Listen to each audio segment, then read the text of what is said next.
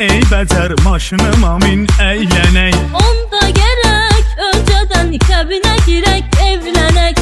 Evlənənin əlləri balamı baxıb neynirik? Yox hədə yox, bizlərə çox yaraşır evlilik. Bir de görüm hə sözün səni aparım kəndə mən. Bircə qıram görmürəm zərrə ağıl səndə mən. Hə de gedək görsədim kəndimizi ey bəcər. Bəs desələr kimdir bu, nə deyəcən ay gic bəsər. Kimsə mənim yanımda xətri və dəyməz sənin.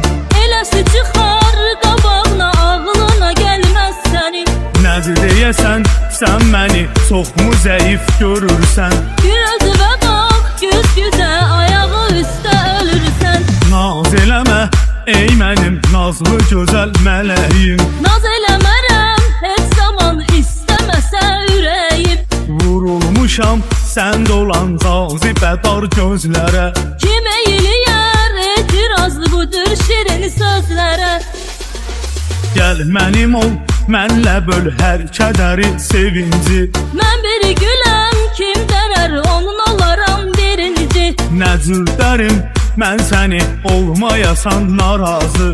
De hansı qız bir günə razılaşarsa razı. Bəlkə minib dərdini mənlə maşında böləsən. Gəlinliyim gəlməmiş minməyəcəm sən öləsən. Qız elə bil mən səni elə bu dəqiqə alasıyam. Toy olmamış minmərəm, minsəm itin balasıyam.